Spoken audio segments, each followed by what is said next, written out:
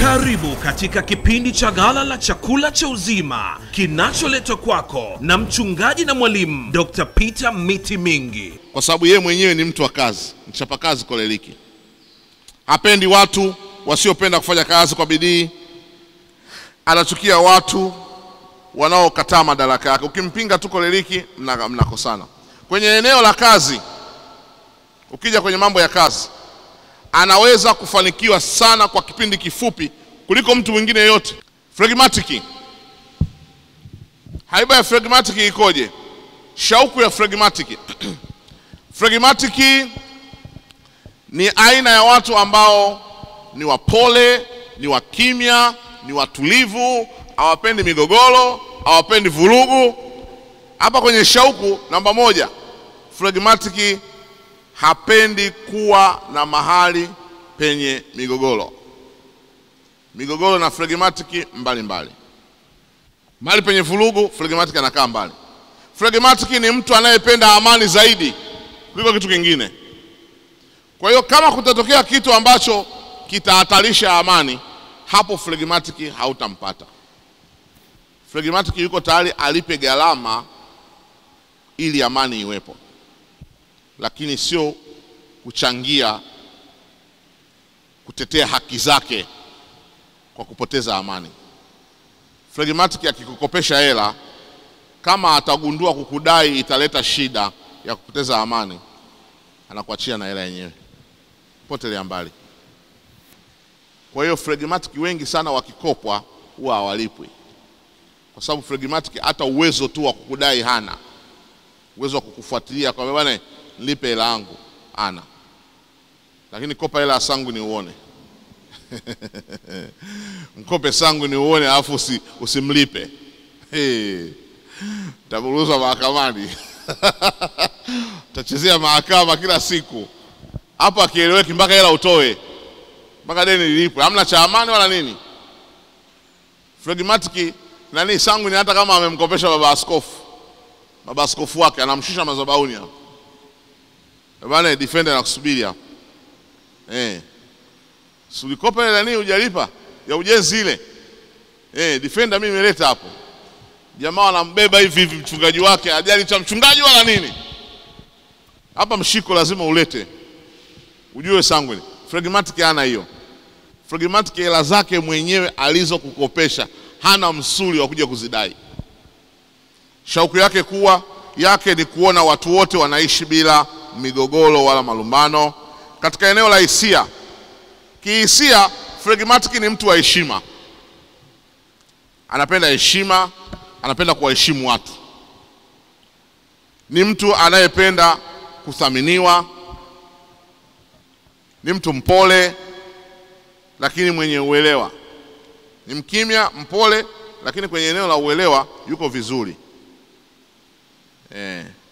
Ni mtu mpole lakini mwenye uelewa. Namba 4, anapenda kuungwa mkono na ni mtulivu. Ni mtu mkimya sana, asiye na maneno mengi. Kwa hiyo kwenye kikao usimtegemee phlegmatic kunyosha mikono. Phlegmatic hata akiwa na pointi hana ujasiri wa kusema mwenyekiti naomba niongee, hana. Kwa hiyo phlegmatic wengi wanaongeaga kwa hisani ya mwenyekiti mwenye uelewa. Baada ya kuona huyu mbona hajaongea muda mrefu, ndio utasikia lakini naona mzee hujaongea muda mrefu, hebu kama una neno lolote sema. Kumbe analo muda mrefu, hawezi tu kunyosha mkono. Kwa hiyo ukishakuwa umejua hizi aiba na mko kwenye kikao na unajua ndani ya kikao hiki tuna phlegmatic, ujue kabisa phlegmatic hataongea kama wewe mwenyewe kama mwenyekiti hautampa hiyo chance. Hawezi mwenyewe kunyanyuka na kuongea au kupinga. Inawezekana jambo lenyewe la kupinga wewe ndio umwanzishie. Lakini hebu mzee fulani unaonaje ili jambo? Kama halijakaa, naona kama unaona halijakaa vizuri, hebu tuambie vizuri. Unaona anainuka, anafunguka, anaongea. Lakini ni mpaka umwanzishie. Usipofanya hivyo phlegmatic atakaa tu kimya, kwa sababu sio watu wa maneno, sio watu wa kuongea, ni watu ambao hawezi kuanzisha jambo mwenyewe. Na sifa kuu za phlegmatic, yuko balanced. Hapenzi kumuuzi mtu yote upande wowote.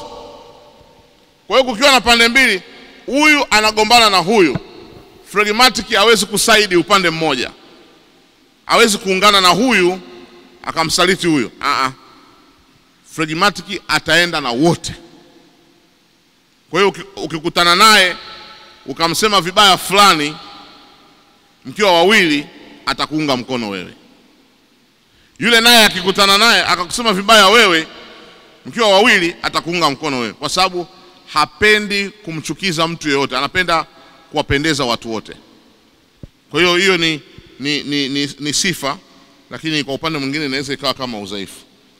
Sio mcheshi, kwa hiyo simtarajie kuwa mcheshi, achekeshi, anaogopa ugomvi, anaogopa kugombana na mtu, hata kukopesha hela hawezi kukudai. Kama nilivyosema, ana uwezo mkubwa sana katika kutunza vitu alivyokabidhiwa. Watunza store, ukitaka mtunza store mzuri, tafuta phlegmatic. Ukitaka vitu vyako viwe salama, stock, mpe phlegmatic. Wako very strict na maagizo.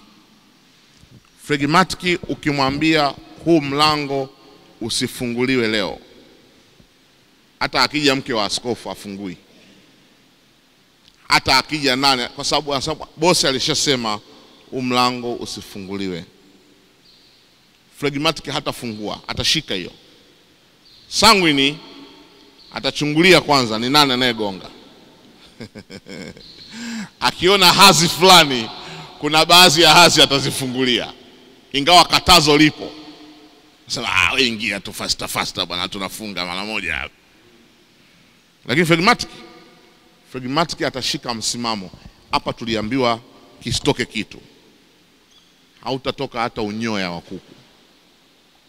Kwa hiyo ni wazuri sana kwenye maeneo ambayo yanahusika na stoku, sijui kutunza nini, watunza jundazi. Hii ndio kazi ya phlegmatic. Kwa hiyo ukiwa na timu, vitu vinavyohusikana na matunzo, weka mtu kama huyo. Alafu tunasema ana uwezo mkubwa katika kutunza vitu anavyowakabidhiwa. Anafaa sana katika kutunza fedha. Unatafuta mtunza hazina, usimpe sanguine. Jamani, mtunza hazina asiwe sanguine. Na we kama ni sanguine, watu wakikuchagua kama mtunza hazina usikubali. Yaani usiwakubalie. Kataa kabisa, pambana, kwa sababu utaozea Segerea. Hela za watu utakula tu, utajikopesha mwenyewe tu, kwa sababu wiki ijayo tunakuja kujifunza aiba na pesa. Sanguine hana discipline ya fedha, huo mshipa hana. Awe ameokoka, awe hajaokoka, hapa hatuongelei wokovu, naongelea haiba. Mshipa huo kwenye damu haupo. Kwa hiyo ukimpa sanguine kutunza hela zako aidha zitaliwa au zinaweza zisiliwe, ila zikawa misused, zikatumika kwa vitu ambavyo sio kusudi. Siku moja nilikuwa tulikuwa tunachangisha mchango wa nini, tukagawana fomu, na mmoja ya sanguine akachukua fomu. Kweli wana uwezo mkubwa wa kuchangisha. Ukimpa fomu sanguine na hela nyingine, sanguine atakuwa wa kwanza kupata hela nyingi, watu wengi kumchangia kuliko mtu mwingine. Yule bwana alichangisha. Na hizo siku ya kuja kuchukua hela, ananionyesha listi ya matumizi. Bila hela uliochangisha, ananionyesha listi ya matumizi katika mchakato wa kufuatilia hela kwa wengine, nauli alizotumia, soda walizokunywa, sijui. Kwa hiyo hela yote imepatikana, lakini pia imeingia kwenye matumizi na risiti inapewa. Sasa huu mchango au nini? Fomu imejaa, yani wachangiaji wote wamejaza. Kweli hela wametoa na anakubali wametoa, lakini kulikuwa na mahitaji. Kuna hela ibidi nikaifuatilie wapi? Kule. Nikachukua bodaboda 8,000. Anaenda kufuatilia 5,000. atumia bodaboda 8,000 kwenda kufuata mchango mtu kamuitia 5,000. Iko kwenye matumizi bwana. Sasa ningeendaje? Mtu kaniitia mchango. Mtu utaiacha hela hivi hivi?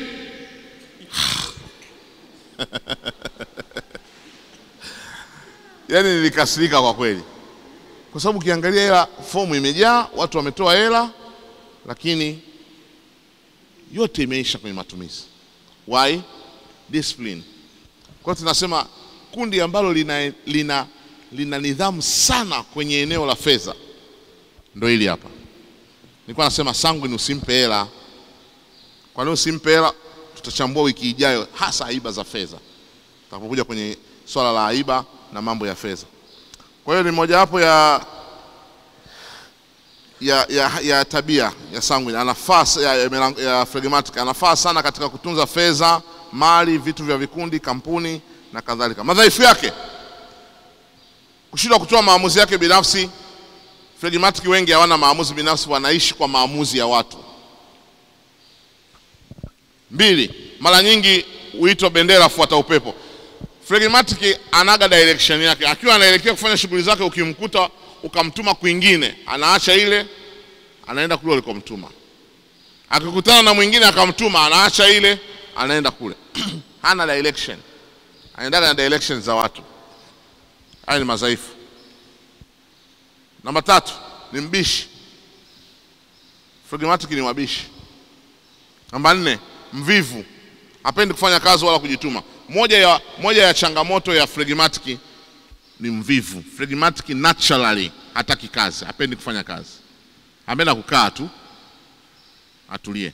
Na kwa sababu kwenye ndoa aiba nyingi za phlegmatic, either ameoa au ameolewa na koleriki ambao ni watu wa kazi.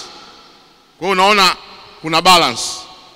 Hapa kuna mtu anapenda kazi na hapa kuna mtu hapendi kazi. Kwa hiyo yule asiyependa kazi anabebwa na anayependa kazi. Ndio maana unakuta kuna mume hatunzi mke, hatunzi watoto, halipi kodi, hana anachofanya. Anashinda tu kwenye TV, anazulazulula tu. Familia yote inaendeshwa na mwanamke. Mwanamke ndiye anatunza watoto, analipa kodi, anajihudumia yeye. Hizo nauli za kuzulula pia mwanamke ndiye anatoa. Vocha ya mwanaume mwanamke ndiye anatoa. Ujue ni kwa sababu ya hii aiba. Aiba ya phlegmatic ina uvivu naturally. Hawapendi kujituma, hawapendi kufanya kazi. Kwa hiyo unapokuwa na phlegmatic katika timu yako, kama una jukumu sensitive, usimpe phlegmatic, kwa sababu halitatimia kwa muda, kwa wakati, au halitatimia kabisa kwa sababu ya hii tatizo. Kazi ndogo kwake inachukua muda mrefu sana na ni mara chache sana kutimiza malengo yake. Phlegmatic hutumiwa sana kufanikisha malengo ya watu wengine, lakini sio malengo yake. Na hasa kufanikisha malengo ya kina phlegmatic, ya kina koleriki. Phlegmatic ana uwezo mdogo sana katika kutoa nidhamu nyumbani. Kwa hiyo watoto wa phlegmatic wengi wana shida ya discipline. Watoto wa phlegmatic na watoto wa sanguine wana shida ya discipline, kwa sababu phlegmatic hana mfumo wa nidhamu kwa watoto.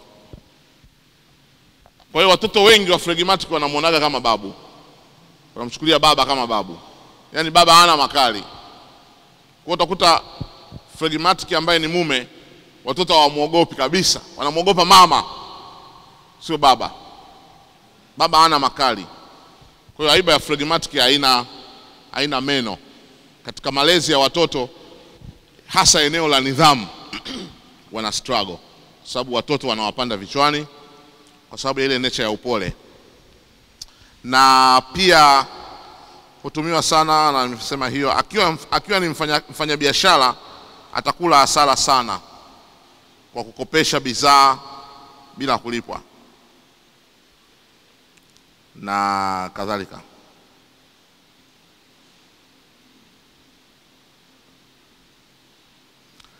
Anapenda nini? Meuka vipengele vingine. Phlegmatic anapenda nini? Phlegmatic anapenda watu wanaofanya maamuzi kwa ajili yake. Yeye hapendi afanye decision. Nyinyi amweni tu, mtakachoamua mtaniambia. He doesn't want to be involved in decision making. Anapenda watu waamue kwa ajili yake. Kwa hiyo kama ni mme, ujue kabisa nilisema mke ndo atakiwa anafanya maamuzi. Tununue shamba, tuuze gari. Mke anaweza kauza hata gari kabla mume wake hajaja. Akakuta maelezo ya matumizi kama nilivyokuwa nasema hapo. Akaeleshwa tu matumizi. Kwa sababu hataki kuhusishwa kwenye mambo ya maamuzi. Anapenda watu wanaotambua uwepo wake. Anapenda watu wasiompuuza. Anapenda watu wanaomheshimu. Watu wanaomuelewa kwa haraka. Na ni watu gani anaowachukia? Phlegmatic anachukia watu wanaomlazimisha vitu. Ingawa yuko tayari kufanya, lakini hapendi force. Kwa hiyo unaweza kumtuma akaenda, ila hawezi kuambia hapana. Ataenda lakini hajapenda. Ameenda kwa lazima, lakini hawezi kuambia sitaki. Hapendi watu wanaotarajia mengi kutoka kwake. Kwa sababu tumeshasema ana uvivu. Kwa hiyo usitarajie vitu vingi. Don't expect too much from phlegmatic. Anachukia watu wanaomtumatuma na kumpa kazi za kufanya ingawa hawezi kuwakatalia. Akiwa kazini, kushirikiana na wenzake, ni mtu wa kusababisha utulivu. Akiona jamani naomba mtulie, naomba acheni ugomvi, tulieni. Kujitahidi kulinda amani. Ni msuluhishi mzuri wa watu anapokuwa katika hali ya kutokuelewana. Ana uwezo wa kutatua matatizo bila upendeleo wowote. Watu wengi wakiwa na matatizo hupenda kumshirikisha phlegmatic. Kwenye eneo la uongozi, ni mtu mpole asiyetaka makuu. Kama akifanikiwa kuwa kiongozi, atakuwa ni kiongozi ambaye wewe hata ukija saa 5 kazini, uwe na uhakika hautafukuzwa kazi. Everything is okay. Ukidokoa mali ya kampuni, utaambiwa tu bwana, sio unachofanya sio kizuri. Sio kizuri kabisa. Na itaishia hapo. Kwa hiyo akiwa kiongozi, vitu vingi sana kama shamba inaitwa shamba la bibi, wanasemaga shamba la bibi. Yaani uchuma unachotaka. Hapa uzui chochote. Ndivyo phlegmatic akiwa kiongozi. Phlegmatic akiwa kiongozi inakuwa ni kama shamba la bibi. Kiongozi mtaratibu, mtulivu, afanyi maamuzi ya kihisia. Ni mtu anayependwa sana kazini, maana si mkosoaji. Yaani watu wengi wanamfurahia, manake uwe na tatizo, uwe na nini, hakuna siku atakwambia no. Yaani nataka mkopo, mpeni jamani. Leo siji kazini, naomba ruhusa. Sawa. Kwa hiyo watu wengi wanapenda wa design kama hii. Ukiwa strict kama koleriki, watu watakuchukia. Hana uwezo mzuri, hana mawazo mazuri na mambo mapya. Sio kiongozi mbunifu. Na ana kiwango kidogo sana cha ufanisi akiwa kiongozi. Mambo mengi yatalala na kuharibika kutokana na uongozi wake duni. Kwa hiyo huyo ndio phlegmatic. Hizo ndio aiba 4, summary ya aiba 4 za mwanadamu. Kwa hiyo mpaka hapo umepata picha ya aiba. Ni matumaini yangu kuwa umebarikiwa na mafundisho ya neno la Mungu yaliyoletwa kwako na mchungaji na mwalimu Dr. Peter Miti Mingi.